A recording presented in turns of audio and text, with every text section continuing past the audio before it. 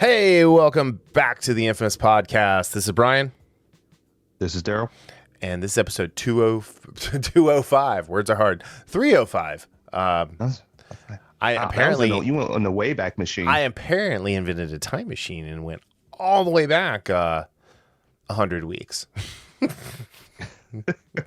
2 years ago. Before the good times when Darryl showed up to be the co-host. All right, so this week we are going to review Heels, episode 3.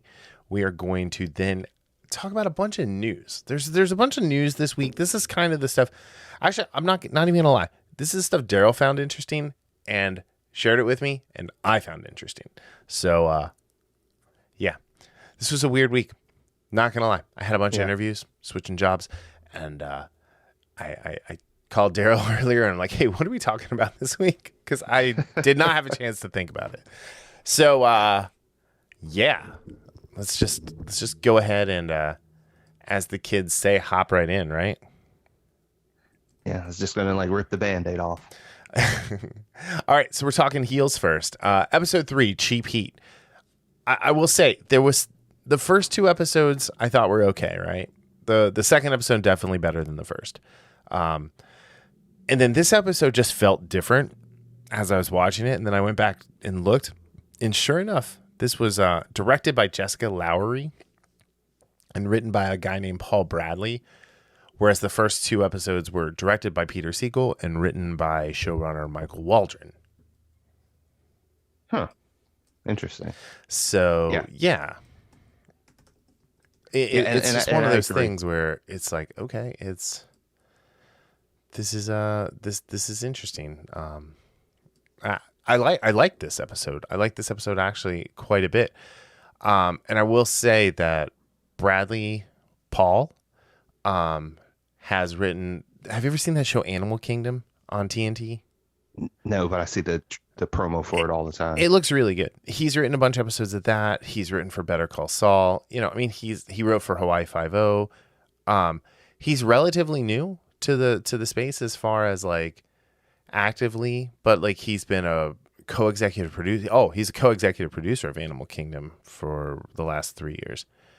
And something called Lodge 49, which I've never even heard of that. But anyway, it's one of those things that I don't want to say that. I feel like maybe he understands wrestling better than Michael Waldron does. And then Jessica Lowery directed. She was second unit director or assistant director on Ballers, Santa Clarita Diet, Togetherness. Which, if you guys haven't watched Togetherness and you have HBO Max, it is well worth a watch. It's 2 great seasons. It's the guy that played Pete in The League. It's really, really good. I like that show quite a bit. I mean, yeah, she did Mad Men. I mean, she's done a ton as a second director. And then here she's done Heels. Well, she has a next week's episode too. She did Doom Patrol, the episode Dumb Patrol. She did the Heathers series. She did an episode of Shooter. So yeah, I mean, this is a good team, actually. I would like to see more from them on Heels in particular. So yeah, and going back to the first couple weeks of this show, we had a decent amount of problems with some of the pacing and finding who's going to be our protagonist, right? The person we're rooting for. And again, we gave the caveat that first episodes are generally the worst of a season 1, typically the worst that you have of a series. So with that in mind, we knew that, or we were hoping that things would get better. And, you liked last week better than I did, but I still liked it better than the first episode. Sure. And I enjoyed this one as well. I liked it better. I thought this one for me was the best of the, early seasons, kind of like What If. Right, yeah. This week's What If was my favorite What If of the first 4 episodes. It was so boring still, though. I was I was bored to tears by it until the very end. I'll tell you what set this episode apart. is the first 3 minutes of the episode, which was the flashback to Tom Kingspade. Which did you see? Okay, spoilers by the way. Did you see the suicide coming right there? No. So, all right. So I'm going to walk everybody through what was kind of going on. So the episode opens and Tom Spade, who is played by David James Elliott, who you might remember from Jag. He's not a Jag from the show Jag. He's going around the farm. He's doing chores, cleaning stuff up, doing his road work. Yeah, doing all the stuff that he needs to get done, like, just being a guy, getting yard work done. And then he looks out at the garden and he sees a deer and he gets mad. Like I think David James Elliott did a really good job, like looking mad, right? Just with his like the eyes and the furrowed like nose, like furled up nose, top of your nose. And he goes in and he pulls out a gun and he comes outside. And I think he's going to shoot the deer, right? That's what I thought. Yeah. Okay, good. I'm glad I'm not the only one who was thinking this. And instead, he stops and like just puts the gun up to under his chin and blows his brains out. And then falls forward. Like it was so it was so sudden and like it was it really like was a powerful scene for the like just suddenness of it. Yeah, and what added to it is what we saw. So what he was doing is, when I say road work, that's what fighters and stuff call running. Oh yeah. And, running at 5 a.m. And during the this whole intro, people in the town, because again, Duffy is a small town. Mm-hmm. Everyone's singing, hey, or I was about to call him Jack, like, hey Tom or whatever. Yeah. And everything seems okay. I mean, he's focused. I mean, he doesn't seem like he's the type of guy that just has this cherubic smile on his face. He's just, he has that seriousness, but he's rather friendly. Just, right. He waves to people. And then, like you said, when he looks at that deer and his actions, just the focused immediacy of going to where he has his gun, pulling it out and coming back. I was like, oh yeah, he's definitely shooting that deer because it's in his flowers or whatever it was. Yeah, it's in his garden. And it's just so quick. It's like no hesitation in the sense of once he stops, like you said, and then he just puts it under his chin. And that intro, I mean. Well, and then, Ace, you hear the gun, like, then it goes into the house and like, it's like he pulls the gun and then it goes in the house. And like, I'm surprised they didn't say 30 seconds later or before. And Ace hears the gunshot and he comes running out. And he's looking around. He's like, Dad. And then he looks down and sees some blood and then looks down and he's like, Dad. And like, then it goes right into the heels, like Friday Night Lights opening credits. Yeah. And I thought Ludwig played that very well too in that just shock, and you could just see like his body reverberate with the emotion of what he came across. Yeah. And how that plays into how he is now. And again, this is not to excuse some of the behavior he's had in the last couple episodes or in this episode. Right. But that talk about a scarring incident, seeing, coming up and finding your parent, committed suicide. And the callback that happens to this later was brutal. Is reprehensible. Brutal. Yeah. I mean, it's anyway. So then we jump back to the present and you've got Bobby, the bumpkin guy. Bobby Penn. He's apparently a bouncer at a strip club. And the scene where the lady smacked the stripper on the butt, and the stripper's like, Bobby, like, and he's kicking around, just like, but I love you. And like the woman's obsessed with the stripper, and it's not like that. I'm sure that happens all the time. It was just so funny because Bobby's like, all right, ma'am, you gotta get out of here now. And just listen, and she's like, she just wanted to smack that stripper's ass. Yeah.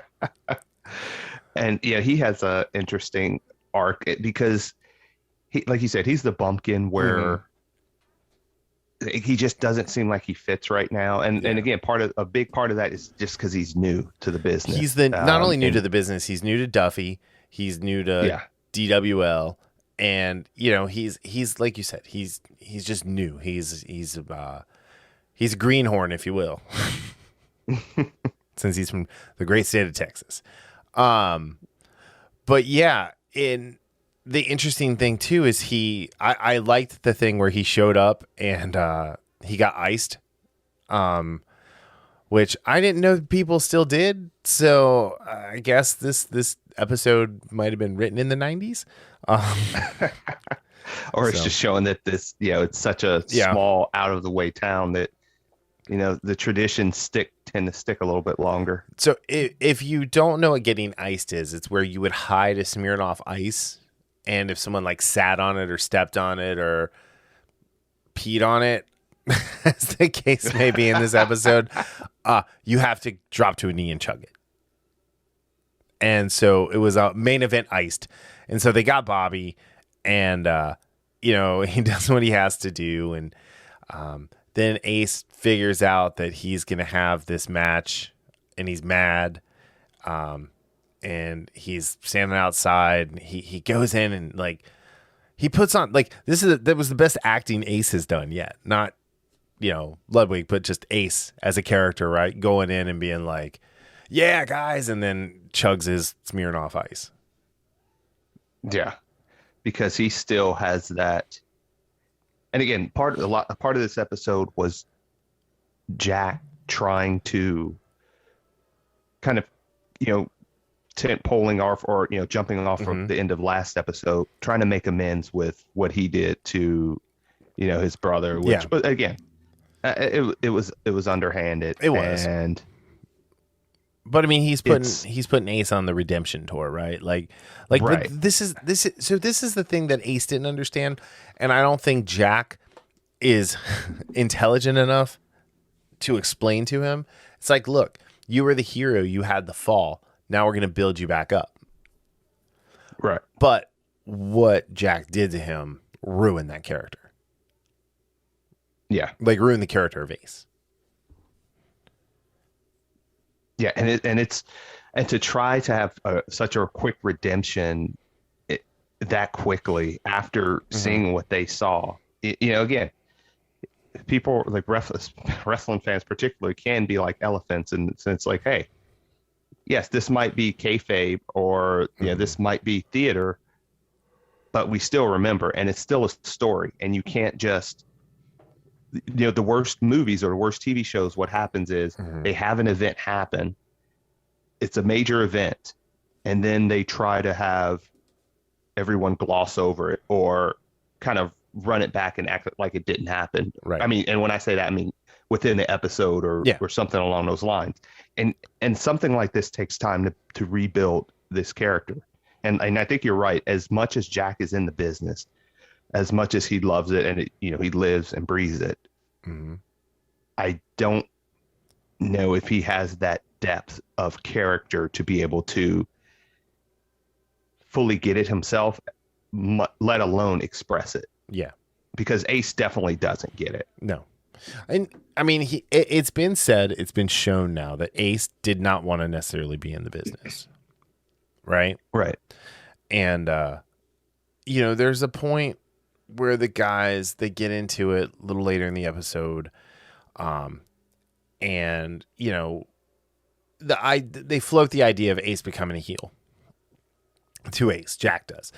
And Ace is not receptive to it at all because he doesn't have the mental IQ, not the mental IQ. Let me rephrase that. I'm sorry. He doesn't have the emotional IQ to deal with being booed. Right. And so they get into it. And that's when Jack's like, Dad knew you were home. And I feel like that broke Ace. that was one of those things that, and again, Jack is a main character, obviously, but it's very difficult. And again, going back to what I just said, as far as a redemption and how it takes time, it's going to take time, and it's going to take some damn good actions on Jack's part for me to move past him saying something like that to his brother. Whether he was just pissed off, or whether he was trying to motivate him in an underhanded way, it doesn't matter. Something like that, that's not something you say in anger. That's not something you say in trying to motivate somebody. Something that traumatic, and you're using that, is, I'm not going to say unforgivable, but it's one of those things. It's going to be difficult for me to root for Jack unless something just changes, major happens that changes. My opinion on all I could think of was when Jack said that was, "How dare you!" I heard it this time. just how dare you? I mean, it was rough. It was so mean, and and then Jack tells everybody he's bringing in Ricky Rabies, which is played by CM Punk, which that's a whole topic to talk about. I do want to take a break from the wrestling though, and let's talk about Stacy this week. So that was at the end of last week. Stacy had become the man of the house, mowed the lawn, got her tall boy, killed the squirrels, was playing soccer with Rip squirrels. RP. Was playing soccer with Thomas. And then this week she's got all her friends, her college friends, I guess, in town, or high school friends, whatever. And man, what a great couple of scenes, because it subverted expectations the entire way. I kept thinking they were going to be you're here, and what have you done with your life? And when she's not near them, I thought they were going to be all catty and talking about her. And it's no, they're super supportive of her. And then when they go to the wrestling ring, they're the wrestling match at the Dome, they're all oh my God, this is amazing. And they're all Jack is so hot. And it was refreshing to see. Yes. It was refreshing that it wasn't Sex in the City, cattiness, that this was four women who genuinely have an affinity and love for each other as friends and are supportive. Because my favorite was the heavier set lady who was I can't find a husband, and they're but you're beautiful, you don't need a husband. And it was really there were so many chances where they could have taken the low road there, and they didn't, and I appreciated that. Which is a funny juxtaposition, because I just watched I'd seen it before, but Julie and Julia, about Julia Child, and Amy Adams does this 365 days, 524 recipes from Julia Child's book. And there's a scene in the beginning. I can tell you're dating. I actually, no, to be honest, funny enough, I actually saw this a long time ago. Back in the day. I mean, years ago. I'm just teasing you. Oh, no, I know you are. But no, I was just saying it's kind of funny that I have seen it before. Yeah. But you were dating then too, so Actually, I'm teasing. I don't know if I was. Actually, I don't know. That I have to think about. But anyway, beyond the point. Yeah. There's a scene where Amy Adams is very similar in the sense of she has lunch with her, girlfriends that they went to college together and everything. And she, the night before, she tells her husband it's mandatory caprese salad or something like that, right? That they all get, and she all feels like she has to do it. And her friends are so unlikable. Yeah. And then she even mentions it to another friend who wasn't there. She's like, "Is it bad that I don't like my friends?" And then the woman says, "You're not supposed to." But the refreshingness of seeing that after watching this episode, because I definitely thought, and again, so many times we've seen it, that cattiness or that behind the back talking, and then the subject, here's the tail end of it or something like that. But, and again, we talked about this a lot with Smallville, Soups and Lolo, in the sense of having the restraint. There were several times where Clark and Lois lesser writers would have created conflict when there doesn't need to be. But where Lois would say, I'm angry with you and I'm up and I feel bad because I'm angry, but I have to stay angry because I have to put the fear of God in Jordan. Stuff like that, Right. where generally you get that drama that's not necessary. And that's one of the reasons a lot of dramas I don't watch is because they oversaturate you with it. And it just makes the characters become whiny, and just lacking true three-dimensional depth. This was a great example of how Superman and Lois did it. I expected, exactly like you said, I expected them to be catty, but they were genuinely good to each other, genuinely fascinated by this wrestling thing. And I love how their reaction to Jack. Yeah. And it was interesting how uncomfortable Stacy was, particularly when they went to the DWL. And I don't know if part of it, I think she didn't know how they were going to respond. But then we get later on, another big part of it when, at the end where she's, again, she's feeling it. She's a little tipsy when they were going home from the event, and she's telling Jack, like, hey, can't we go to Machu Picchu or something? Yeah. I think it was Machu Picchu. Yeah, Machu Picchu, because her friend had gone there to hike up the mountain. Yeah, and then they get into this argument, and Jack's like, "You're starting to fight because just for no reason," and she mentions, talks about, "Hey, I thought you had a good time with your friends," and stuff. She's like, "I did," and what and she basically says they get to leave. Yeah, and that just that is such a big part of her character, understanding that she feels trapped. Yeah, in this small town of Duffy. Yeah, she has a husband she loves. She has a kid she loves, but her, Stacy Spade does not want to be stuck in this town forever. And here's the thing that we also learned with the flashback to Tom is his death is still fresh. Like, this wasn't like it was years ago or anything like this. I mean, this has been in the recent past, right? That he was that he took his own life. And so yeah, I can understand. Like, I think Jack has probably gone through a lot of changes from who he was when his dad was around to who he is now, thinking he has to fill some sort of shoe. Right. And that scene right there, I think powerfully showed us that. Yeah. And again, I do like where this is starting to go with things and what it's starting to unfold. And again, it's like that little onion, we're starting to see more layers. Yep. And again, it should be that way with the show. This is only episode 3. Right. But a lot of times there's so many shows that, I start watching and then I turn off because I can tell from how the first few episodes have gone that, these writers, they're missing their cues. Yeah. I can tell you right now, if I had watched the first 2 episodes and been lukewarm to down on them, and I've been like, okay, I've got one more episode before I write it off, because, I give myself an arbitrary 3 episodes, this would have kept me in for the next couple episodes. Yeah.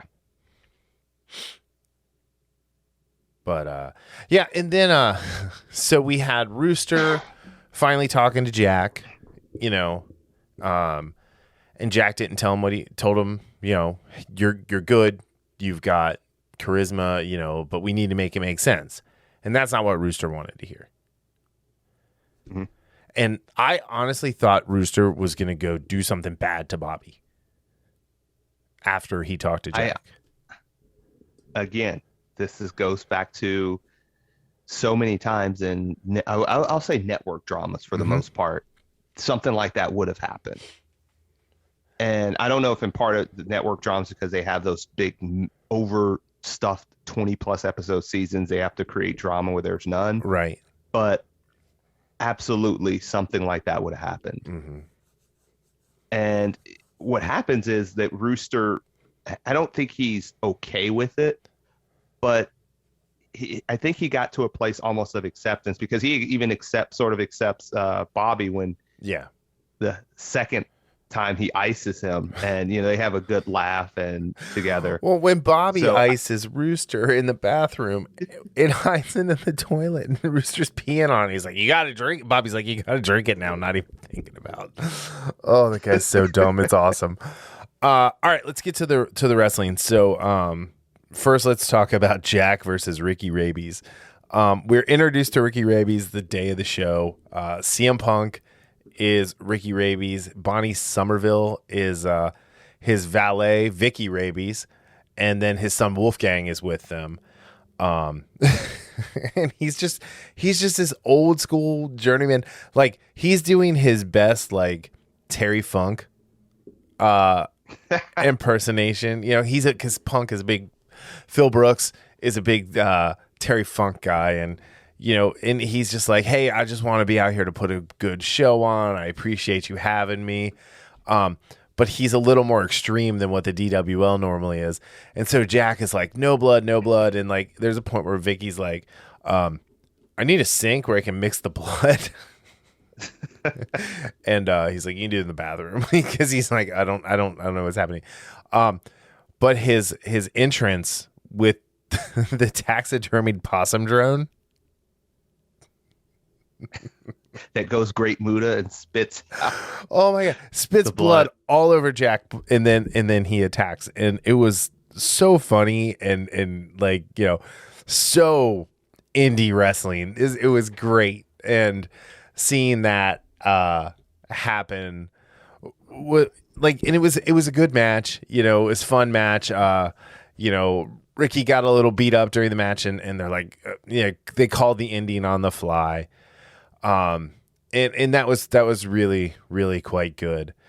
The other funny part that happened around this is when the match was about to start, and Apocalypse is sitting there watching on his phone, and it's a clip of Wild Bill naked on a on an airplane, and Wild Bill had been trying to get a hold of Willie the whole the whole time, and so now we know what's going on, and she has no idea. But no, it was you know what though, this was like the first like kind of full wrestling match that we got, because like we've gotten like clips here and there, or like we've come in at the beginning or the end of a match. I thought they did a really good job showing the match, right? And go ahead. And again, I was going to say, it's obviously you have a pro in CM Punk, but Stephen Amell has done his share of wrestling, and Stephen Amell has been in the ring more in the last 7 years than CM Punk. Just putting that one out there. So, and he did not make just a disastrous show in the UFC like Punk did. But tomorrow night or Sunday night, Punk brings it back. But no, this was really, really good, and I liked it, and I liked the dynamic between Vicky and Crystal, and Crystal is trying to take what Vicky has to say, and then the letdown that Crystal had when she finds out that Vicky is just his valet, and not with him, I thought was great. And again, like, Crystal in this episode, like, was doing whatever she could to try and help Ace, and I think she's come to the realization she's going to have to make her own way in the DWL. Yeah, and that's what, especially after his heel turn, he did everything perfectly in the ring to embrace that heel turn that he did not want to do. But then he comes back into the locker room, and that anger and frustration and putting the blame on everyone else as far as what's going on. Right. And he is really nasty to Crystal.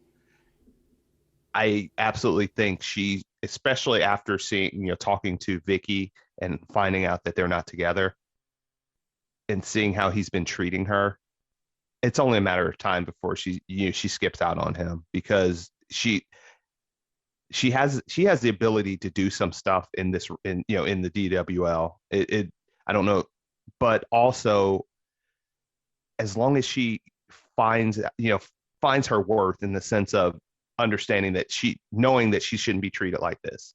because I mean she's been getting that from his mom. When she his gets it mom from was everybody. very bad It's to her. like Yeah. everybody, even Jack to a point. But Yeah, and I would say honestly, other than Vicky, Jack actually had the most human moment with her Mhm. when he talks. When they were looking for Ace in last episode. So I really do. It's really looking like she's gonna have to set out on her own and like you said, make her own way because again, she's one of those I'm rooting for. I root for her. It's funny. I root for her and Stacy, and man, I hate liking Apocalypse, because James Harrison, but I don't know. We'll see what happens. But the Ace heel turn was great. I mean, everyone knew, like, you knew it was going to come, right? Because that was the whole point of the match, especially when Ace comes out and he's like, follow my lead.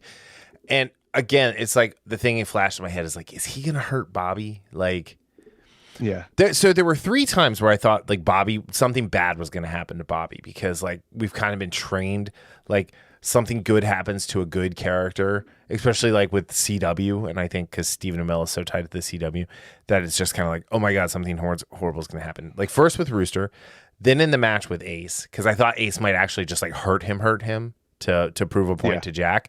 And then at the end when he was up on the water tower talking to his parents, I totally thought he was going to fall off. I wasn't the only one. So, yeah.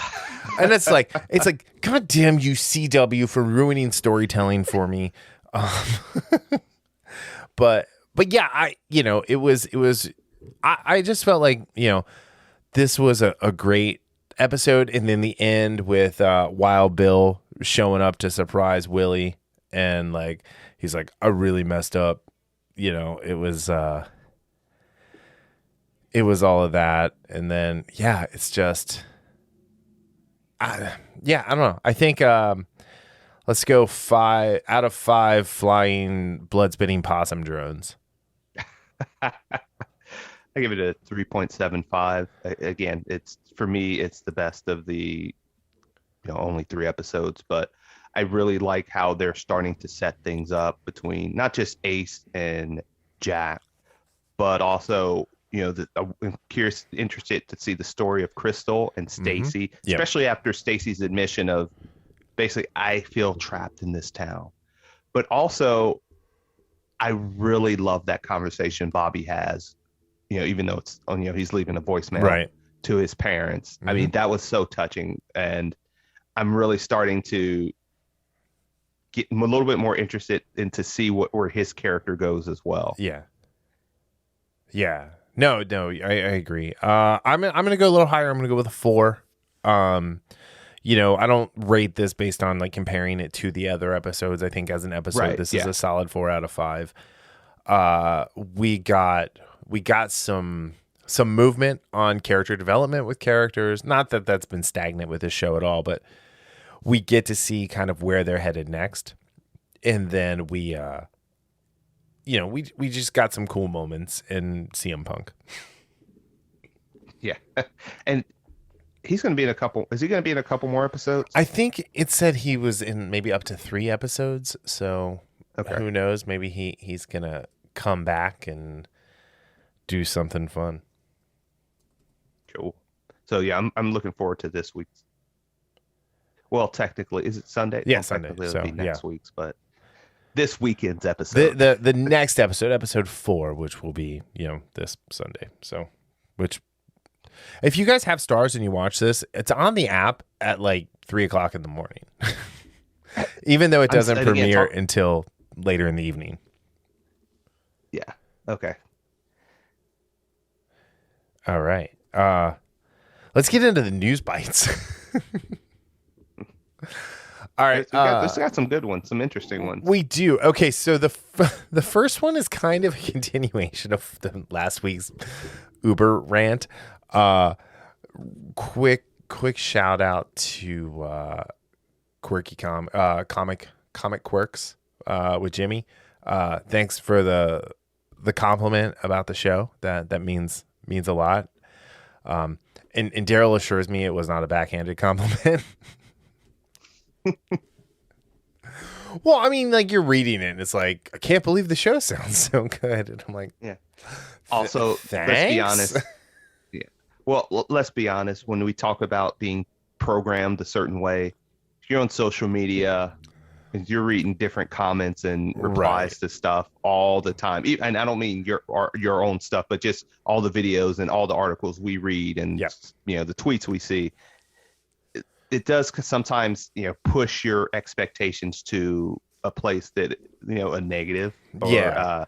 Well, yeah, because I have been back on Twitter-ish for the last week.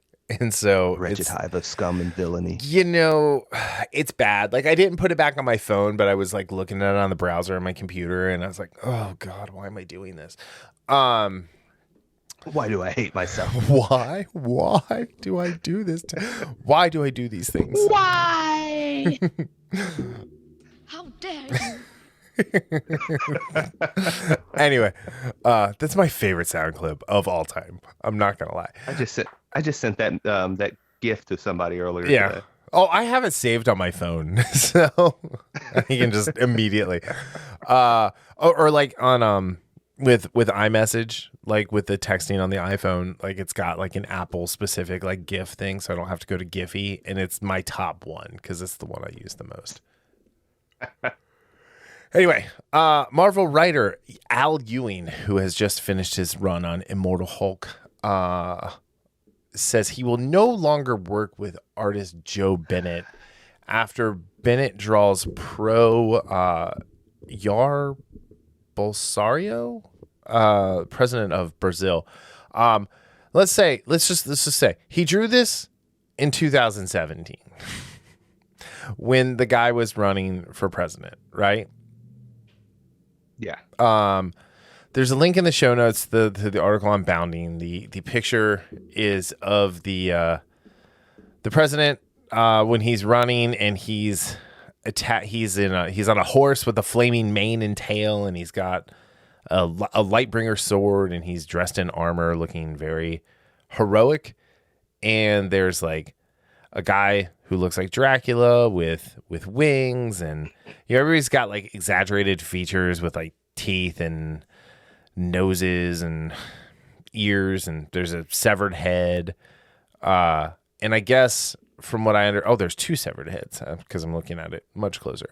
And everyone's all up in arms because apparently these were like the people he was running against and the former government. So Al Ewing, now that Joe Bennett has made him popular, Al Ewing's a fine comic book writer. He's a fine comic book writer. He's written some interesting stuff. Nothing on the level of Immortal Hulk. Nothing as good as Immortal Hulk. And he's gotten a chance to move on and do more stuff. He's writing. So he and Donny Cates are switching Venom and Immortal Hulk. So Donny Cates is taking over Immortal Hulk. Al Ewing is taking over Venom, which is great because now I don't have to buy either book because they're both douchebags. So, but I mean, this is what like we were talking about last week, right? Here's what he should have said about about John Bennett. Joe Bennett. Sorry. He should have just said crickets. Nothing. Yeah. He didn't need to do a 7-tweet tirade, which he says here. Do you want me to read it? You can read some of it, yeah. Okay. So it says here, there's an image doing the rounds that Joe Bennett drew back in 2017. I won't link to it, coward, but I've seen it and it's reprehensible. Thread follows, -1. If you've seen the image, you know what it is. An armored swordsman, which I assume represents Bolsonaro, given Joe's commentary, slaughtering tiny scurrying people with buck teeth, ears of rats, and big noses. One of them is cosplaying Dracula /2. I'm assuming those are political enemies of some kind, but even if not, the tropes are apparent. Human beings as vermin. Ugh, stupid. Where'd it go? You stupid ad. Sorry. Okay, where is the ad? All right. Damn it. Okay. So anyway.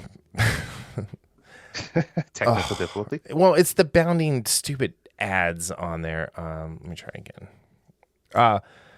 But anyway, so he's insinuating this is like, I don't know if he's insinuating these are Jewish people, but I feel like that's what he's doing. But here's the thing. He says, being exterminated, even if it's no longer up, it was drawn in the first place, signed, and so proudly displayed by Joe speaks volumes. This isn't the first issue with Joe that I've been made aware of. And what he's talking about there is there was early in the episode, in the issue run of Immortal Hulk, there was a misspelling of the word jewelry, and there was a character that was drawn to look like David Cronenberg, and it looked like it said jewelry, like Jewery. It was missing the L. So a bunch of people thought it was anti-Semitic, and you know, Joe Bennett was like, no, I made a misspelling. I wrote it backwards. I'm sorry. By the way, that's what editors are for. Exactly. When Marvel is in an entry-level position on every level of making comic books, you catch this shit. And then it's not an issue as far as like misspellings in a drawing. Okay, so I've spoken behind the scenes, but that's no comfort to people at the sharp end of this kind of brutal propaganda. My lack of public visibility on this has let people down, and I apologize. And then he says, in the interest of adding some material action to the apology, I've made a donation to Rainbow Railroads and the Rainforest Trust. I understand it feels like an empty, insufficient gesture for those reading this. It's because it is, because it has nothing to do with anti-Semitism or like, you know, defeating political opponents. It is an LGBTQ charity. So he, like, you know, like I was watching Thinking Critical, and Wes said what probably happened is he already donated to this, and now he's just virtue signaling to get, you know, the virtue points. Immortal Hulk is done. I won't be working with Joe again.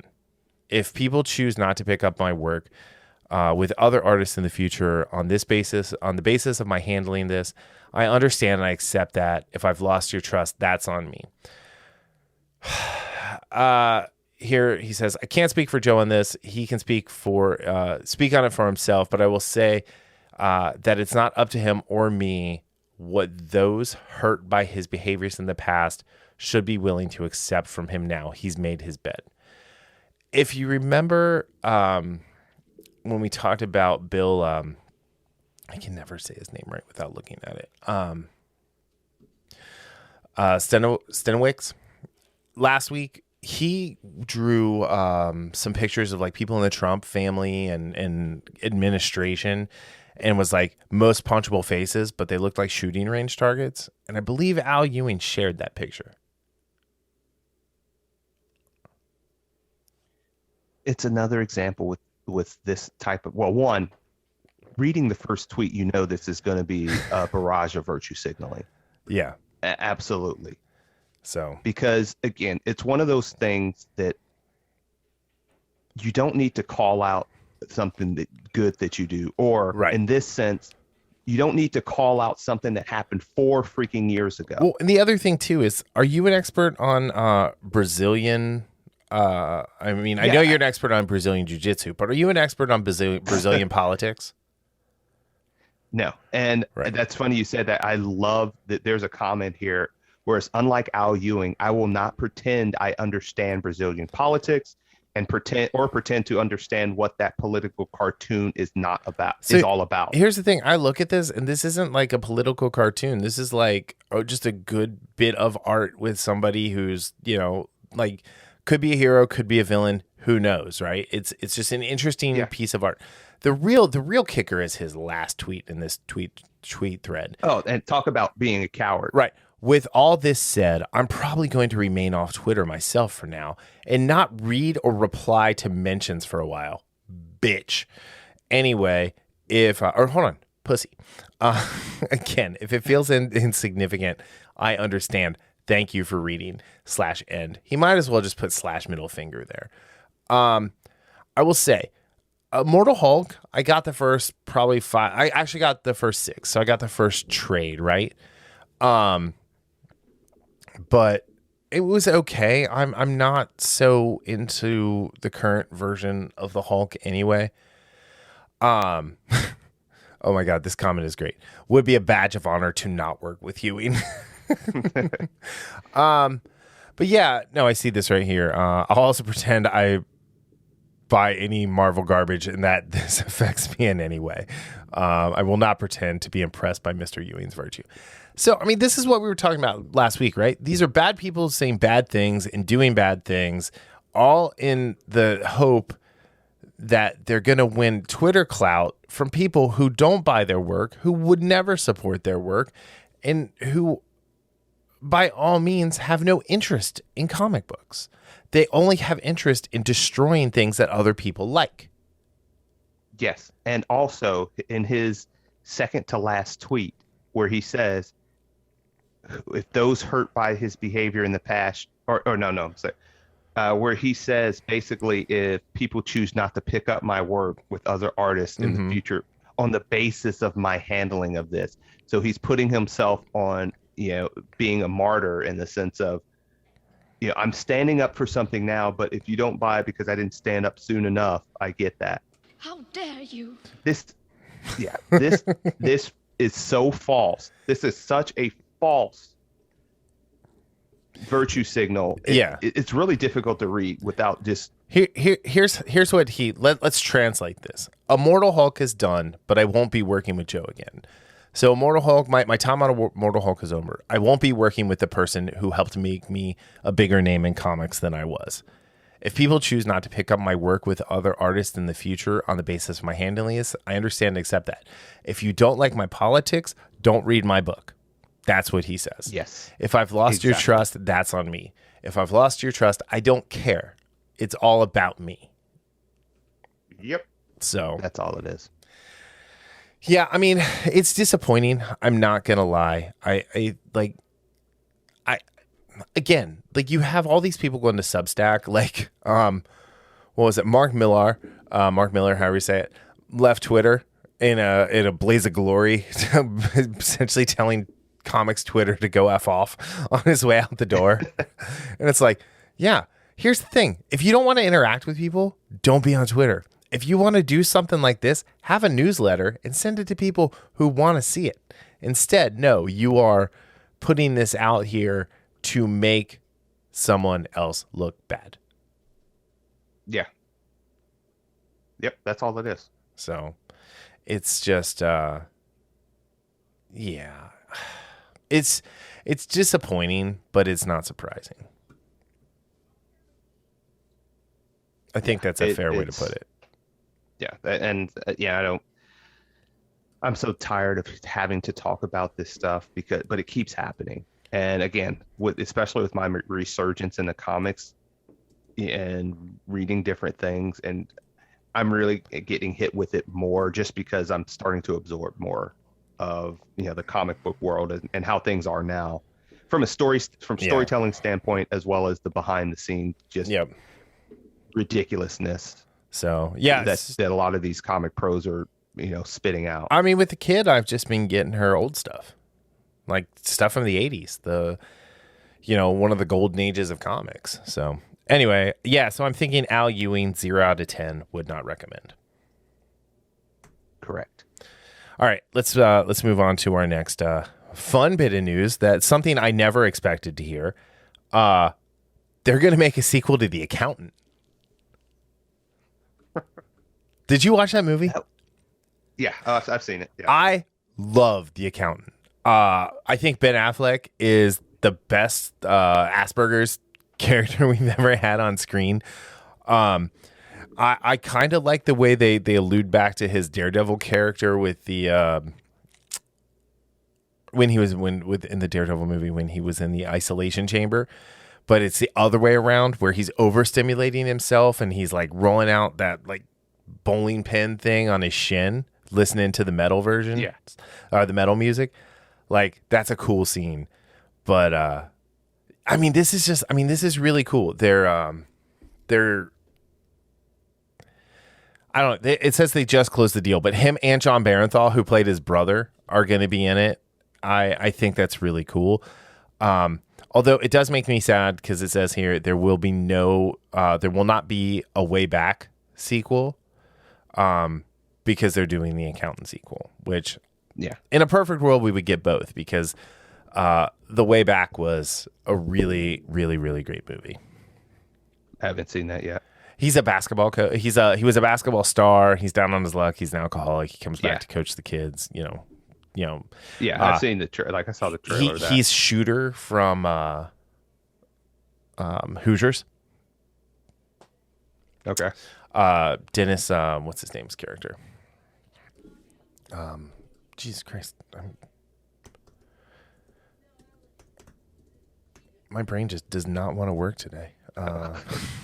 But like, why are you looking at that? I really enjoyed The Accountant, and I thought it was, like you said, just a very unique take, because we get, and again, right now we're getting an influx of the female hitman assassin type thing, right? Which is fine, but they haven't been good when they're good. But that's the problem; they haven't been good. And just like there's been a bunch on the opposite side before that, a bunch of the generic male assassin type things, and this offered that unique perspective of someone, like I said, with Asperger's, genius mathematician, and that's a genius with the weapons too. So and again, sometimes that's what you need. It's not, you don't have to jump, everything doesn't have to be unique. But if you take one, like just that one unique characteristic of whether it's the character or the setting or something along those lines to make it unique. A good example of that is Drive. I don't know if you ever know that movie. It's with Mark Dacascos and Kadeem Hardison. It's late 90s.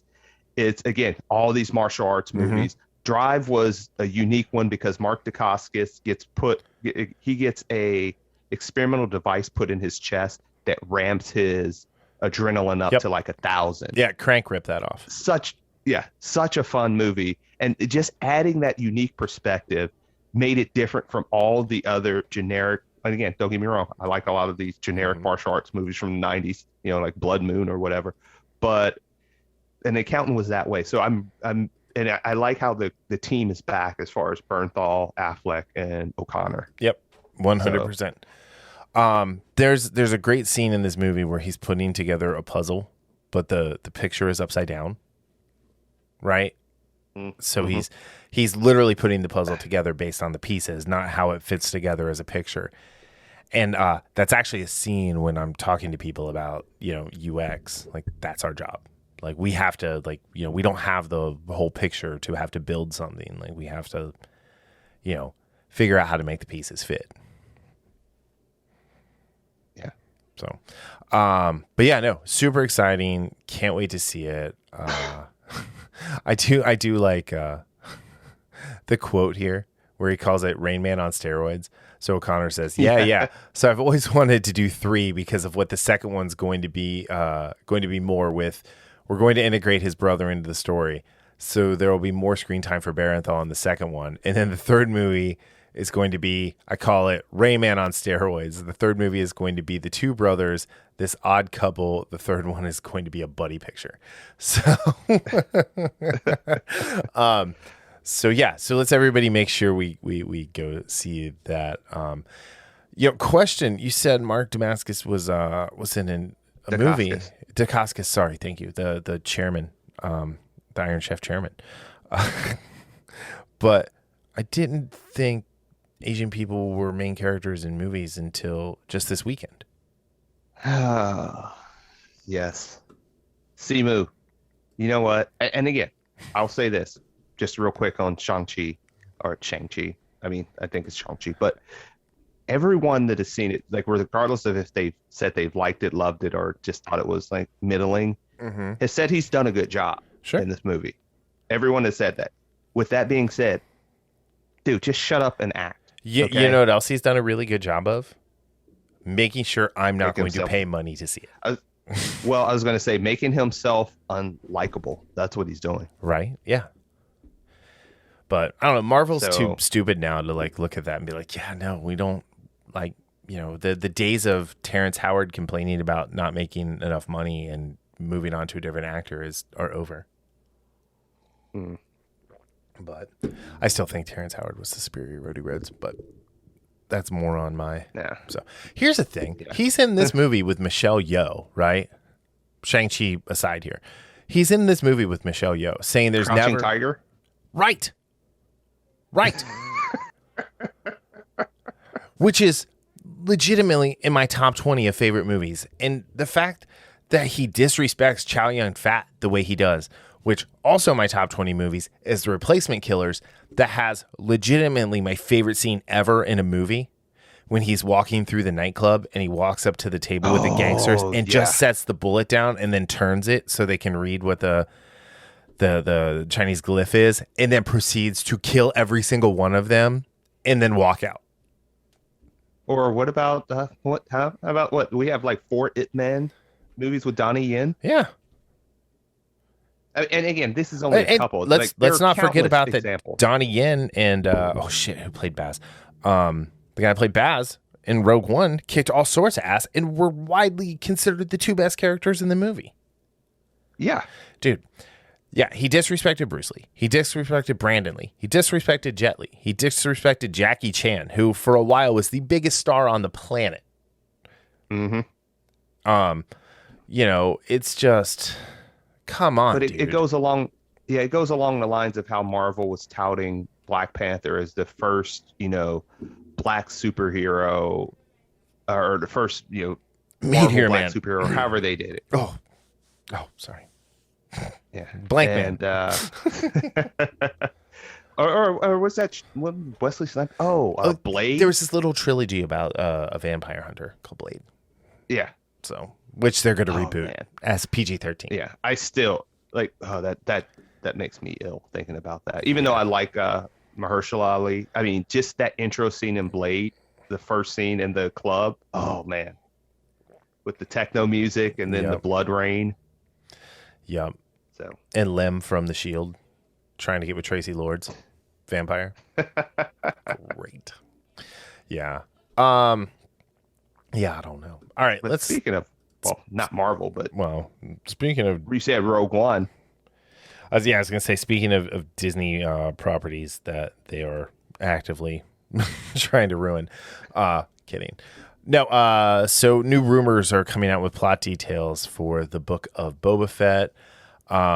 There are rumors that everyone is going to show up, from Cobb Vanth to Luke Skywalker to Grogu to Bosk to Puffy Face Jaren. Maybe he'll be over the mumps by the time he shows up on the book of Boba Fett.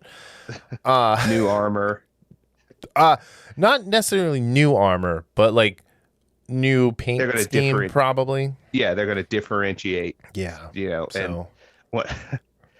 So they need to sell some toys, right? So. Oh, of course. Yeah. Redesign. Yeah. So the thing I put on here. Yeah. The thing I put on here is, we saw what happened to, Din Djarin's ship. Are they going to destroy Slave One and then have him get another ship so the whole fire spray controversy goes out the window? I don't know. I mean, it's a fire spray. You can't call it fire spray. I've made the joke a bunch of times and even got into a Facebook beef with it. It's like getting a Honda Civic and naming it Civic. You can name it Civvy. Yeah. You can name it Vic. You can name it Matilda. But if you name it Civic, you're lazy, just like Disney. Yeah. Yes. And apparently that dude who went at me is some kind of voice actor, like D-list voice actor. Oh, really? Yeah. Oh. So it's like, no, you're doing this because you want to be in a Star Wars cartoon.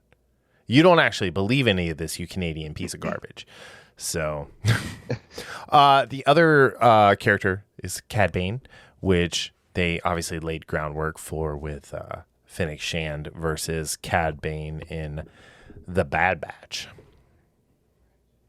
Yeah. And another, then this is going to be, and one of the things when Fett showed up, people were like, well, how did he get out of the Sarlacc pit?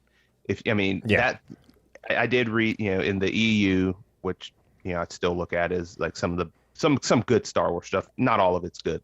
Let's be honest. But like Tales of the Bounty Hunter, it's like he shows 65% good. Yeah, that's fair. Yeah, that's fair. So and he mentions Timura Morrison mentions that we will see flashbacks of what Boba Fett was doing after Empire. So that I will be curious to see some of that. Although, right. Well, that's why they need to change the costume or the armor some so that they can like be like, yeah, this is the past. He's in green. This is now he looks like Django. Yeah, and I will say I do like the idea of looking into his past, but I hope I hope they just sprinkle it in, because let some things remain a mystery.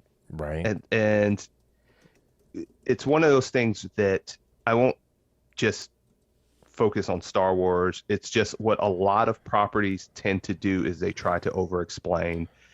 They don't allow the audience the ability to say, hey, why don't you all just use your imaginations? Well, what's really going to happen is we're going to find out his real name was Jack Napier, and he worked for Jack Palance, fell in love with his girl, Jack Palance's girl, and then got thrown into some acid. Yeah. Oh, wait. Sorry. So. Wrong ruining of a character's backstory.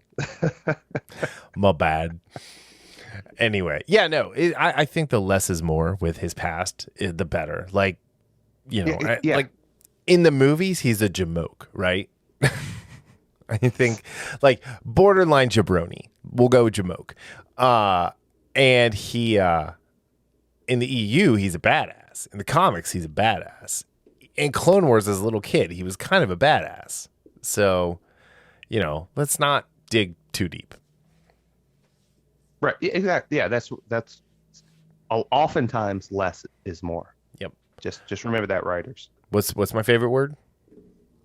Restraint. Blasphemy, but restraint. Oh, also penultimate is one of your favorite words. Well. Yes, it's blasphemy is my favorite word. Penultimate is my second favorite word.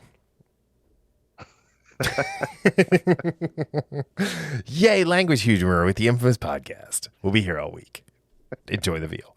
Yeah, so I don't know. I mean, I'm looking forward to this. They're talking about Mandalorian is going to go season 3, season 4, and then change the name and move on to something else.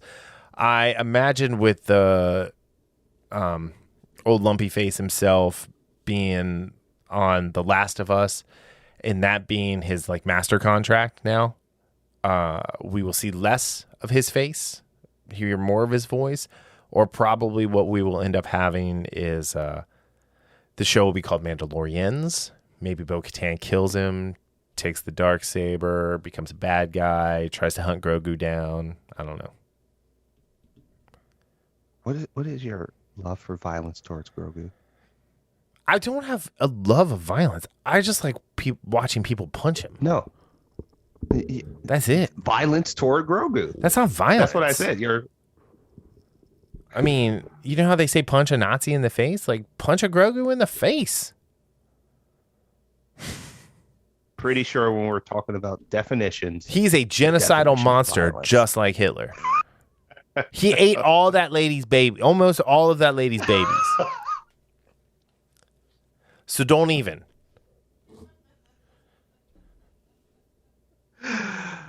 Moving on. Am I wrong? He has to eat. Not the lady's babies. She had plenty left. Oh my God. What if you need like 47 of them to make more? And there's now 43. That whole species is screwed. Jeff Goldblum say? Jeff Goldblum said it. Nature finds a way. Life finds a way. But yeah, life finds a way. But yeah, I mean, they're eggs. You know, I don't even think they were fertilized yet. She had to get them to her guy on the other planet. Take care of some business in the jar. I don't know, but like I said, moving on. But I didn't. It's man, time flies because it says that it's going to premiere on December 21st. What's going to premiere on? Oh yeah, no, you're right. Book of Boba Fett. Yeah, it's like wow, that's 3 months. That's gonna be quick. Yeah. Well, I mean, I think they're done shooting. So. Oh, okay. So they're just been in post for a while. Yes, sir. All right, let's move on. Okay. All right, Top Gun, Maverick. got pushed back again. And here's the funny thing: is this article you sent me from MSN, from Business Insider. Data shows why Paramount moved Top Gun Maverick to next year, even as theater owners urge Hollywood to release its movies now. Bullet 1, Paramount delayed Top Gun from November to May 2022. So November 2021. Data shows that audience comfort in going to theaters declined significantly from July to August. I can solve that one for them real quick. The head of the National Association of Theater Owners thinks the studios could kill theaters by delaying movies. I don't think that's a bad thing at this point. And it says here, Paramount has moved Top Gun from November 2021 to May 2022, nearly 2 years after the original release date of June 2020. June 2020. It's the biggest Hollywood release so far to vacate its theatrical slot this fall at a time when cinemas are desperately trying to recover from the pandemic. Paramount has also moved Jackass Forever from October 2021 to February 2022 and Mission Impossible 7 from May 2022 to September 2022. And it says here, I don't think it's a trend, said Chris Johnson, CEO of the Illinois-based theater chain Classic Cinemas, regarding studios delaying their movies, but it's concerning. All right, I'm going to tell you why comfort in going to theaters declined from July to August. Are you ready? I'm ready. Nothing good came out between July and the end of the summer. Nothing. After Black Widow, there were no movies that I was interested in seeing. No, there was Snake Eyes. And I wasn't interested in seeing Black Widow. Yeah. I did that as a personal favor to you. Because you love that character so much. Man, I was disappointed. So disappointing. I mean, yeah. So, yeah, and what this is based on, they're saying based off of 24... the survey based off of 2,700 people between 12 and 64 that had a 78% confidence in July about feeling safe or comfortable going to theaters versus August, which was 67%. Right. So I guess that is a reason. It's kind of flimsy again, you have to look at more than just that. And if they're just looking at that, they're doing a disservice to theaters. They're doing a disservice to their customer base. Because what happens, and we've discussed this before, you can push a movie out. You can give all the new trailers you want. Mm-hmm. That does not reignite the interest. Yeah. Black Widow's a perfect example. Right. What did I say? I said there came a point where I was going to go see it, but as far as my interest was, and again, I'm a huge Marvel fan, so there are a lot of people that are more casual in this sense and that probably didn't go see it. Right. And again, the idea of seeing, Maverick and Top Gun again, seeing that first, teaser trailer all the way back at the end when he flies up over the mountains and does the barrel roll over the mountain. That was freaking awesome. All right, here's what came out in August. The Suicide Squad. Okay. It's a bomb. It did not do well. Free Guy. It's a bomb. It did not do well. Respect. I don't know anyone who saw this movie. I didn't even see a review for it. My parents rented it on my Amazon for $20, and it continued. Bastards. Did you make them pay you back? No, my sister paid me, but it was just kind of funny. I'm kidding. What is going on here? Candyman. But yeah. Looks, yeah. Did Beckett? No, that was on Netflix. The Night House. I had never heard of that. No. Reminiscence with Hugh Jackman and Rebecca Ferguson in the ever delicious Tandy Newton. So let's see. The Protege with Maggie Q, Michael Keaton, Samuel L. Jackson, and Robert Patrick. The Paw Patrol movie. Again, nothing. The Paw Patrol movie on paper should have been $1 billion movie, even during the pandemic. I don't know anything about Paw Patrol. So. It's something that little kids love. So there's masks and toys and stuff. And something called Emma with no one I've ever heard of in it. So, I'm sorry. In a movie, Naked Singularity with John Boyega and Bill Skarsgård, Ed Skieran, Tim Blake Nelson, and Linda Lavin. Okay, you have and Olivia Cook. Sorry. So you have John Boyega, who whatever, he's fine. Bill Skarsgård, who was like the adorable version of it. Ed Skieran, who was Francis in Deadpool. Also, the first Dario Naharis. And then Tim Blake Nelson, who is, just an amazing treasure of a that guy actor. But I haven't heard of most of these movies. And I watch movie trailers all day. My favorite thing to do is to watch movie trailers when I'm bored. Yeah. Well, I will say probably half of those movies I saw the trailers to. Yeah. And out of that, Suicide Squad, I watched on HBO Max. I still haven't watched Reminiscence, even though it is on HBO Max. Yeah. Like I added it. Again, I added it to my list. I just haven't watched it yet. And same here. I've got 16 days. 16 days. So wait, I thought it was the 21st. I thought it was the 19th. Oh, I don't know. I don't really care.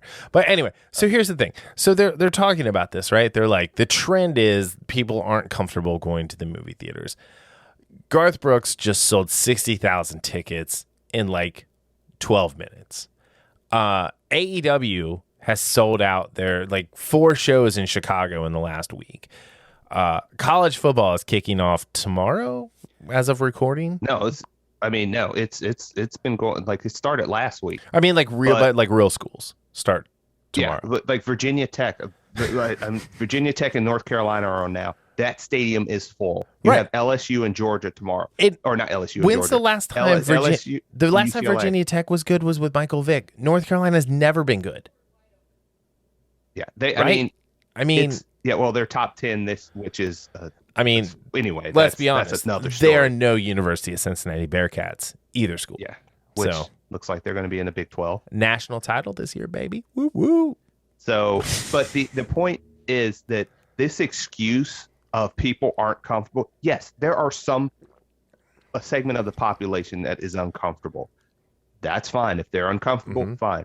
But to hold back a movie damn near 2 years and use that excuse is one. I think it's extremely short-sighted, because you don't understand. You're not going to what these movie studios think that is going to happen is everything's going to be all right, which I'm not going to even get into that part, but let's say everything is all right next year.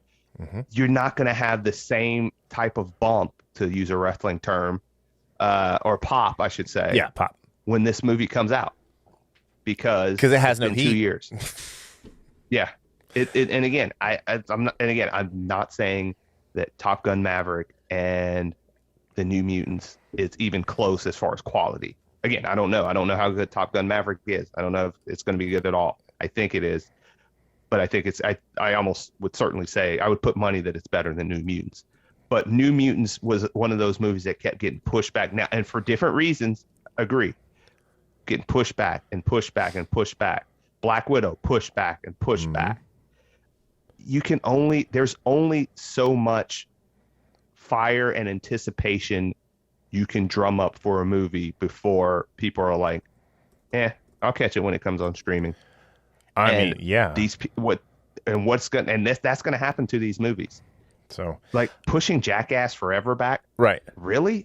That's a niche audience anyway. Who cares? You don't even need to see that in the theater. Drop it on HBO or Paramount Plus, whatever. So Shang-Chi made $8.8 million on Thursday, right?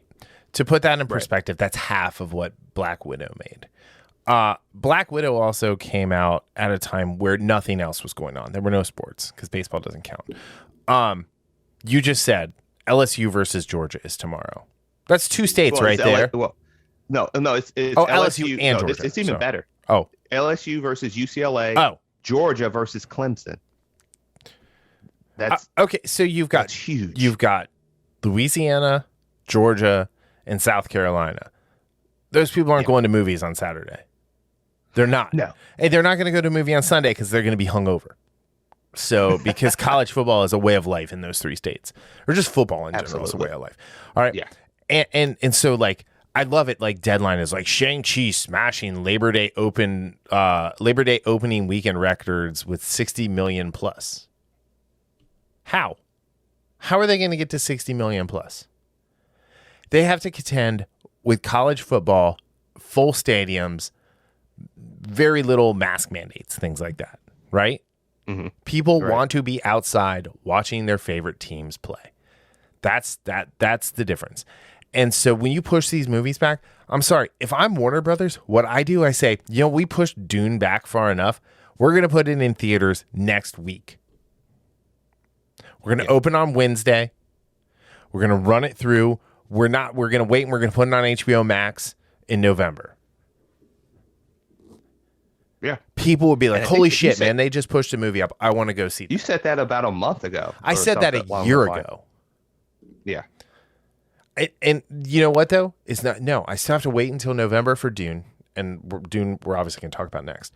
But, like, it's just ridiculous. You have all these 2 and 3 year old movies in the can that they're just waiting to put out. And let me tell you something, Hollywood, movie industry, movie theaters, there's nothing going to make $1 billion for a long time.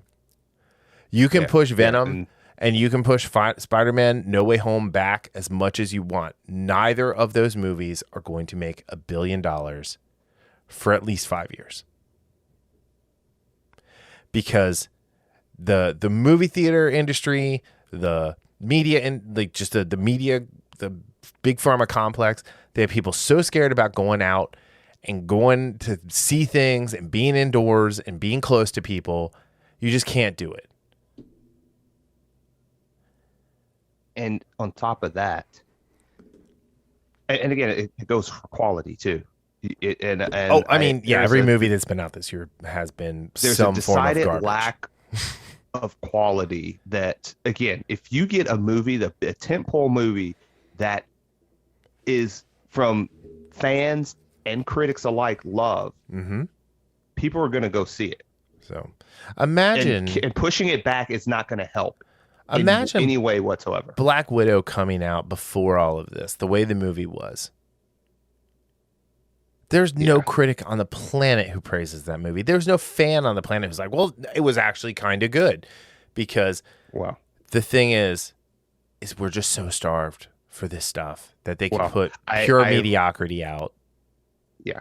I will thoroughly disagree with the critic part because we know a lot of these critics are shills. No. That's the access media. That's the people who get to see it 2 weeks before. I mean, actual critics who write in the newspapers, who write their blogs, who do their podcasts, the people who are actually authentic. I put us in that camp. I feel like we're pretty authentic. If we like something, if we don't like something, and we don't say we like something if we don't. Oh, I thought of another movie that old Simu Liu forgot about. Paper Tigers, man. The Paper Tigers is the coolest martial arts movie I've seen all year.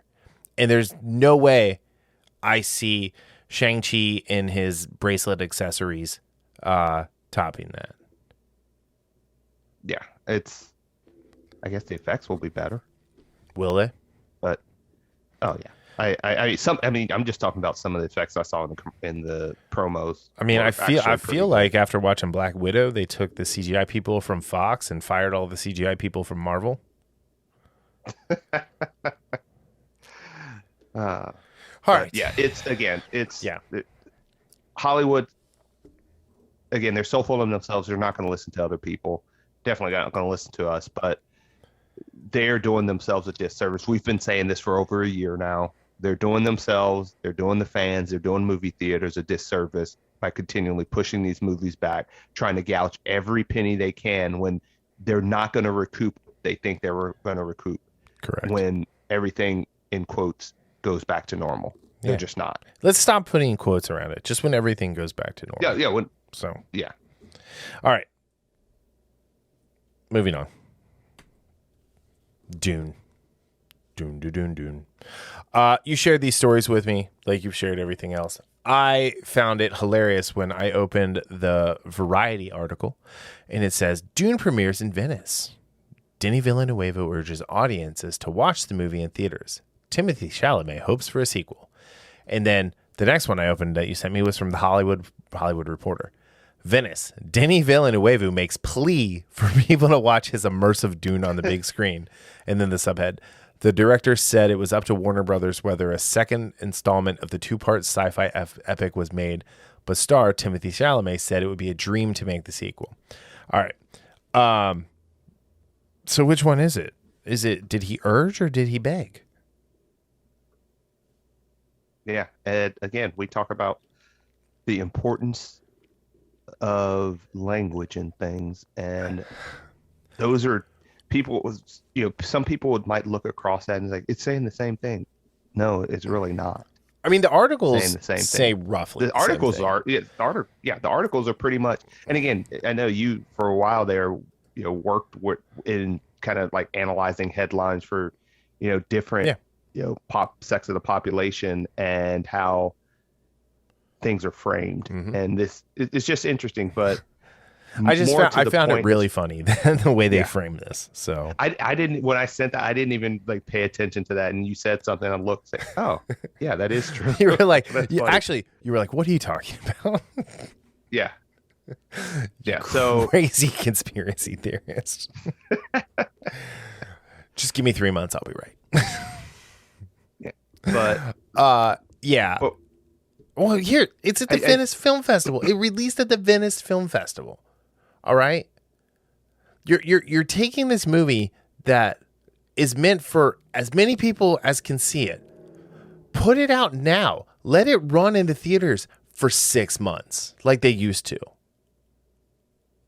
Because right now, I tell you what happens. Something like Black Widow comes out. It's on every screen in the theater, in the multiplex, except for 2. And it's running all day long. 45, 46, almost 5,000 screens. Dune is going to be a little less screens because it's 3 hours long. But at the end of the day, this should have been a television series. It should have been something that HBO dumped Lord of the Rings level budget into, like Amazon, to make it doesn't have to be word for word faithful adaptation, but an actual faithful adaptation. And I don't know if this is or isn't. But my issues with Denis Villeneuve are well known because I've been saying it for years on this podcast. He makes very pretty, long, boring movies. He makes, well, and again, I can only go by, because there are several movies that you mentioned that I have not seen of his, but right. There is a common denominator in watching his movies. I won't call like them boring, except I could absolutely see how you would say Blade Runner 2079 is boring, because there's a lot that doesn't happen in that movie. So bad. But it's very visually stunning. Visually stunning. Yeah. But out of his 3 movies that I really like, Blade Runner, Arrival, and Sicario, that's by far my least favorite one of those 3. Right. But the material he's doing, it's almost like Dune is perfect for him in the sense of how it moves, but also it's perfect in the sense, not perfect, but that's also a detriment because it might lean towards that slow developing type of pace that he is known for. Or in those 3 movies I just gave, they all have segments of that movie. Like even Sicario, I thought Sicario was great and action packed, but there are definitely long stretches of Sicario where it slows down a little too much. Right. I don't mind slow down. I don't mind slow down at all. But there are times at Sicario where it absolutely slows down too much. Right. And there's a lot of some great action scenes in that, which I think he'll be able to do. And again, we saw a couple in the trailers where, Duncan Idaho's fighting that look really good. We got snippets of it. But my concern is that, like you, there's going to be stretches of this movie that are going to be like the desert scene in Terminator 2 Judgment Day. And it's just going to be a lot longer segments of the movie that are like that. Well, and I have friends who are like, "Oh no, this is going to be a huge movie. It's Denis Villeneuve. It's huge." He's not a box office rock star. I mean, no. Arrival. So, I mean, we went through this before we started, so I'm just going to go over it again. Prisoners was a $46 million movie. It made $122 million. So it probably made a little bit of money, right? Sicario, $30 million, made $84 million. Probably lost about $10 to $12 million. Arrival is the only real moneymaker, $47 million to a $203 million. So that one probably made money. Blade Runner 2049, $150 million movie. More money than the three previous movies combined. Only made $259 million box office. That movie had a ton of advertising, ton of marketing. I mean, it was on everything, right? That movie, I'm going to guess, lost $60 million. Yeah. Because the theater gets half of that cut. Maybe a little less. But, but then you throw in the marketing costs. $150 million is just the production cost. 47 was just the production cost. 46 was just the production cost, right?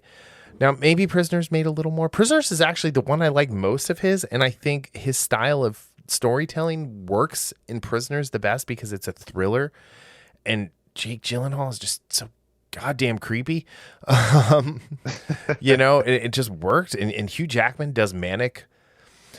The only actor who does manic better than Hugh Jackman, like that, like Give Me Back My Son, is Mel Gibson.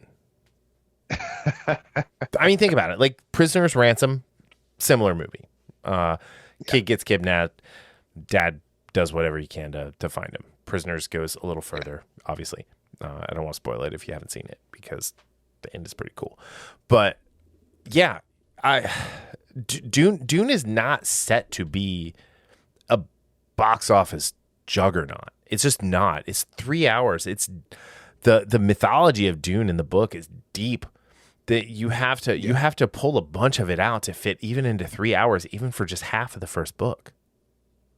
Yeah, and we've both said this, even last year. This was never going to be it's a niche audience, and this was never going to be that big of a movie because of the subject. If Dune made between $700 and $800 million prior to all this, like they should have been over the moon. That's its ceiling, right? That's what it right. That's Dune overperforming at like $800 million. Now, if it makes $400 million, I'll be shocked. Absolutely. And here's the thing. I'm looking forward to it.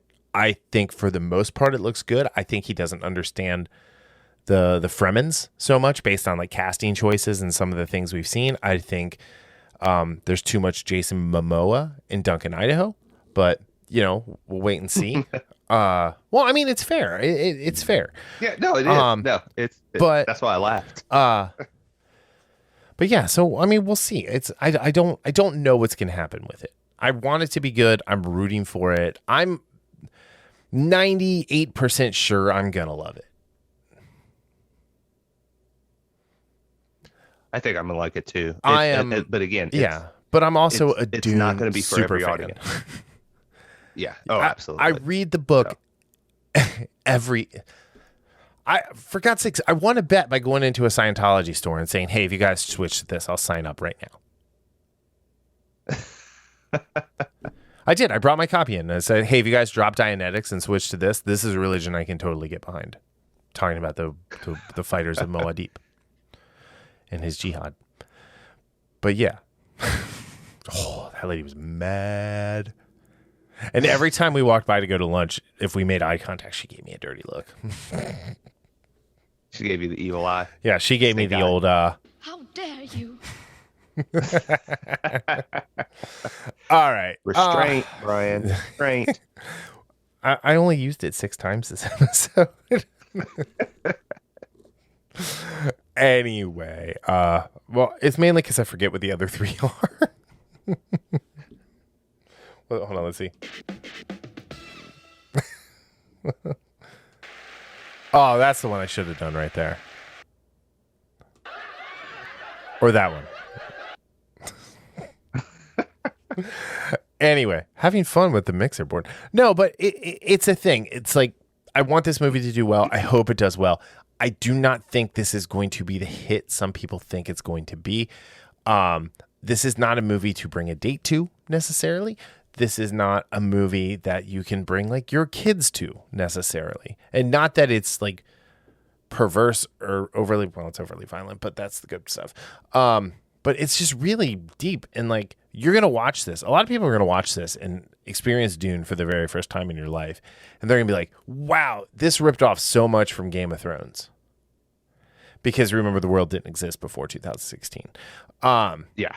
And in reality, George R. R. Martin is a hack because he just did medieval Dune. So, yeah. Do you got anything else to add? No, I am looking forward to this, and just in general, movie theaters, or not movie theaters, but these Hollywood studios, stop moving your freaking movies. Yep. Just let it roll. Just let it ride. I say we load up on Red Bull and we go see Dune together. Load up on Red Bull? Yeah, so you don't fall asleep. Or so I don't fall asleep. I won't fall asleep. I was about to say, yeah. Anyway. All right. So thank you for listening. This is a fun episode.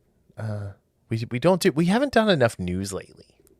We've had actual stuff to talk about. It's been, we planned too well. So this was more of that off the cuff, like, hey, what are we talking about? Yeah, this is fun. Anyway, this is what would formerly be known as a random cast. But anyway, so yeah. Thank you guys for listening. Go check out the interview with Christian Colbert about the Node Chronicles. I definitely recommend checking out last week's episode about slowly shutting the gate, and especially comic book creators being douchebags to fans. I still have not been blocked by Dan Slott. I even tagged him in some of the stuff. I'm very sad. I failed. Oh, man. All right. On that note, we will see you guys next week. Later. See ya.